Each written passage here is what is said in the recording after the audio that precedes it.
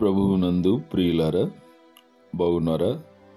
ప్రభువు అయిన యేసుక్రీస్తు నామంలో మీకు వందనములు, శుభములు తెలియజేస్తూ ఉన్నాను. మీ అందరి క్షేమము, ఆరోగ్యము, ఆశీర్వాదముల కొరకు ప్రతిదినము ప్రార్థిస్తున్నాను. దేవుడు తప్పక మీ ప్రతి పరిస్థితులను ఆశీర్వాదకరంగా మార్చునుగాక. ప్రియ సోదరి సోదరులారా, ఈరోజు మన పాఠము ఫిలిప్పీలకు రాసిన పత్రిక 3వ అధ్యాయము 16వ వచనం నుండి 21వ వచనం వరకు గల ప్రాముఖ్యమైన సంగతులను గూర్చి విందాం. శ్రద్ధగా వినండి. ఈ అధ్యాయంలో ప్రాముఖ్యంగా అపోస్తలుడైన పౌలు గారు క్రీస్తును గూర్చిన అతిశ్రేష్టమైన జ్ఞానము నిమిత్తము సమస్తమును నష్టముగా ఎంచుచున్నానని మరొకసారి ధృవపరుస్తూ ఉన్నాడు. యేసుక్రీస్తు దేవుని కుమారుడై ఉన్నాడు. ఆయన మాత్రమే మానవుల పాపములు తీసివేసి నీతిమంతులనుగా చేయగలడు. క్రీస్తు దేవుని కృప, ప్రేమల మూర్తిమత్వమై ఉన్నాడు. ఆయనను గూర్చిన జ్ఞానము దేవుని గూర్చిన జ్ఞానమే అని పౌలు గుర్తించాడు. ధర్మశాస్త్రము, సున్నతి, మతాసక్తి తనకు ఇవ్వలేని దేవుని గూర్చిన జ్ఞానాన్ని యేసునందు విశ్వాసముంచుట వలన పౌలు దైవజ్ఞానమును పొందగలిగాడు.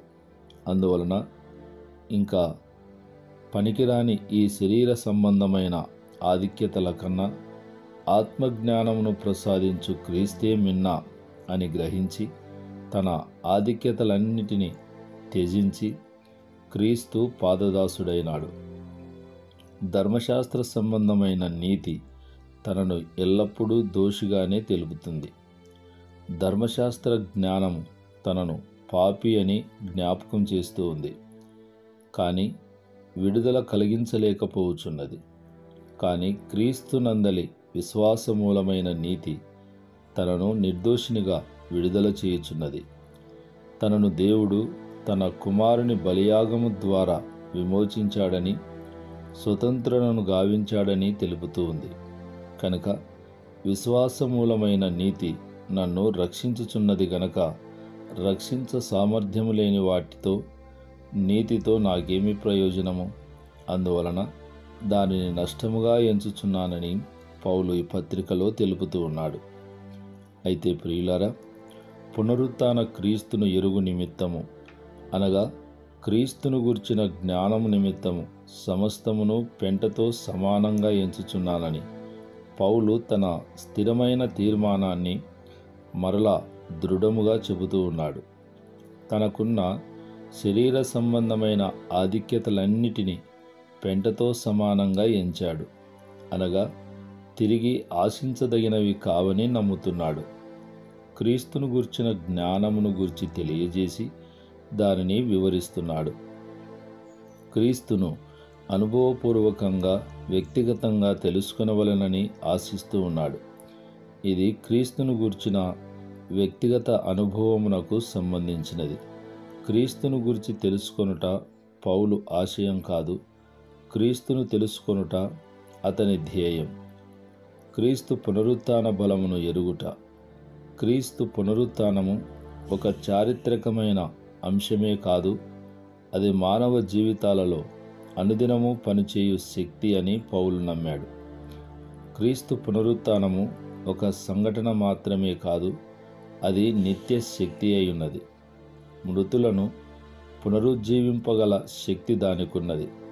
క్రీస్తు పునరుత్థానము మనము జీవించుచున్న శరీరము, దాని జీవితమునకు సంబంధించి హామీ ఇస్తూ ఉంది. రానున్న జీవితమును గురించి ఒక గొప్ప హామీ ఈ పునరుత్థానము ఇస్తుంది. క్రీస్తు జీవించుచున్నందువలన విశ్వాసి తప్పక జీవించును. జీవములో, మరణములో, మరణానంతరము క్రీస్తు సన్నిధి మనకు తోడుగా ఉండునను హామీ ఉన్నది. క్రీస్తును ఎరుగుట అనగా ఆయన శ్రమానుభవములలో పాలు పొందుటగా పౌలు తలంచుచున్నాడు. క్రైస్తవులు శ్రమలు అనుభవిస్తే వారు క్రీస్తు శ్రమలలో పాలువారైనట్లే అను భావము పౌలు తరచుగా ఉపయోగించాడు. విశ్వాసము కొరకు శ్రమలు అనుభవించుట గొప్ప ఆధిక్యతగానే భావించాలి. తద్వారా క్రీస్తు పనిలో పాలువారము కాగలము. క్రీస్తుతో ఏకీభవించుట అనగా క్రీస్తు శ్రమలలో ఏకీభవించిన వారిని ఆయన తన పునరుత్థాన మహిమలో కూడా పాలుభాగస్తులను చేయును. శిలువ అనుభవములో పాలు పొందువారికి పునరుత్థాన అనుభవము తప్పకుండా ఉంటుంది.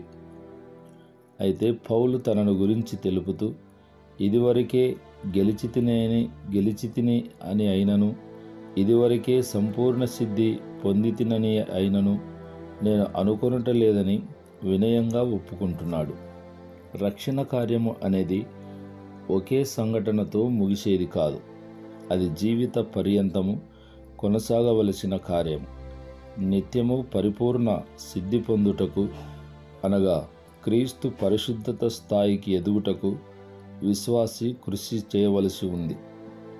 అందుకనే పౌలు, నేను దేని నిమిత్తము క్రీస్తు యేసు చేత పట్టబడితును దానిని పట్టుకునవలనని పరిగెత్తుచున్నాను అని వివరిస్తున్నాడు. దానిని ఇంకా పట్టుకొనుట పరిపూర్ణము కాలేదని పౌలు తలంచుచున్నాడు. నీతి కిరీటము, జీవ కిరీటముల కొరకు ఇంకా పరిగెత్తవలసి ఉంది. పరుగును ఆపివేయుటకు వీలు లేదు. ఉద్దేశించబడిన దానిని పట్టుకునేంత వరకు పరిగెత్తాల్సిందే అని పౌలు విశదపరుస్తున్నాడు. అప్పగించిన దానిని పట్టుకొనుటకు పౌలు 2 పనులు చేస్తూ ఉన్నాడు.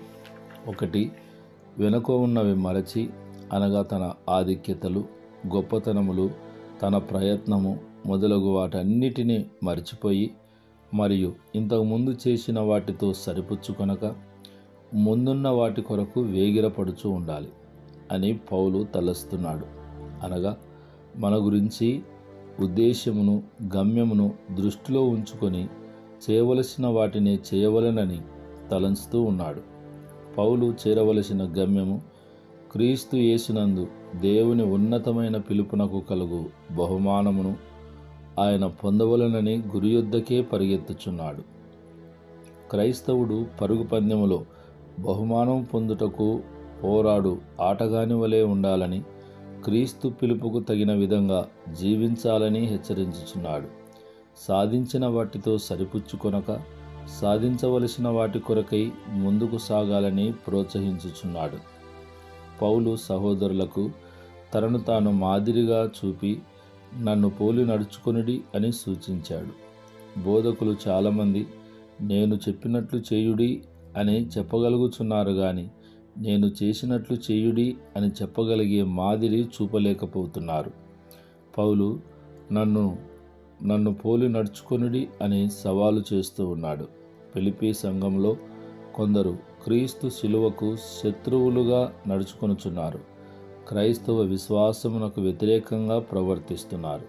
బహుశా వారు స్వార్థపూరితమైన అత్యాశతో అనైతిక జీవితములు జీవించువారై ఉండవచ్చు. వారు తమ కడుపుకు అనగా స్వార్థమునకు ఇచ్చిన ప్రాధాన్యత దేవుని పనికి ఇవ్వరు. సంఘమును ఆధారం చేసుకొని బ్రతికేవారున్నారు.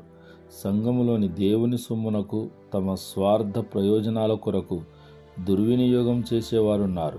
సొంత డబ్బును సువార్త కొరకు ఖర్చు చేయుటకు ఇష్టపడని వారు దేవుని సొమ్మును తమ సొంత పనులకు వినియోగించుటకు వెనుకాడరు. అట్టి వారిని గూర్చి పౌలు హెచ్చరిక చేశాడు. నాశనమే వారి అంతము, వారి కడుపే వారి దేవుడు అని. కడుపుకు తిండికి ఇచ్చిన విలువ దేవునికి ఇవ్వని వారు సిగ్గుపడవలసి ఉందని పౌలు కఠినంగానే హెచ్చరిక చేశాడు.